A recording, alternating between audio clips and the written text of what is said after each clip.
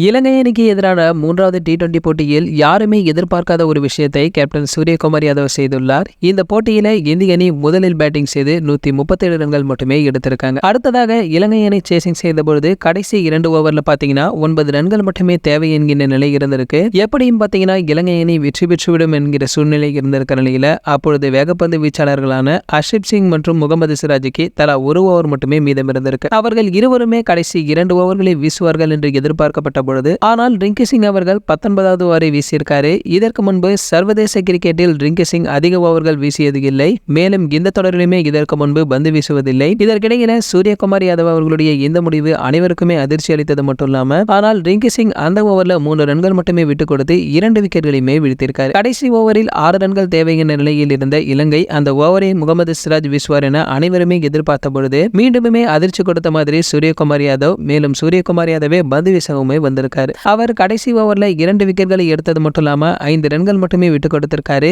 இதற்கு அடுத்தபடியாக இலங்கை அணி சரியாக பாத்தீங்கன்னா 20 ஓவர்கள் முடிவில் 8 விக்கெட் இழப்பிற்கு 137 ரன்கள் எடுத்து போட்டியை மட்டுமே டை செய்திருக்காங்க. இந்த அடுத்த போட்டி சூப்பர் ஓவருக்கு சென்றது. அதுல பாத்தீங்கன்னா இந்தியா அபாரமாக செயல்பட்டு சூப்பர் ஓவரை வீசிய வாஷிங்டன் சுந்தர் 2 ரன்கள் மட்டுமே விட்டுக் கொடுத்து 2 விக்கெட்களையுமே வீழ்த்திருக்காரு. இதற்கு அடுத்தபடியாக சூப்பர் ஓவரில் இந்தியா முதல் பந்திலேயே 4 அடித்துமே வெற்றி பெற்றிருக்காங்க. பொதுவாகவே தோனி அவர்கள் பாத்தீங்கன்னா கடைசி ஓவர்களில் சுழற்பந்து வீச்சாளர்களை பந்து வீச வைப்பது ஆச்சரியம் அளிப்பார். எப்பொழுதுமே இது போல இக்கட்டான கடைசி ஓவர்ல கூட வேகப்பந்து வீச்சாளர்களையே கேப்டன்கள் பயன்படுத்துவார்கள். தோனி அவர்கள் பலமுறை அந்த வழக்கத்தை மாற்றி இருக்கிறார். ஆனால் தோனி அவர்கள் கூட இதுவரை பந்து வீசாத பகுதி வேகப்பந்து வீச்சாளரை கடைசி ஓவரை வீச வைத்ததில்லை. ஆனால் சூரியகுமார் யாதவ் கடைசி 2 ஓவர்களையுமே இதுவரை இந்த தொடரிலேயே பந்து வீசாத ரிங்கி சிங் மற்றும் தன்னை வைத்து தோற்க வேண்டிய போட்டியை வெற்றியாக மாற்றியிருக்காரு. அதற்கு அடுத்தபடியாக சூரியகுமார் யாதவ் கேப்டன்சி குறித்து ரசிகர்களுமே பாராட்டி வந்திருக்காங்க.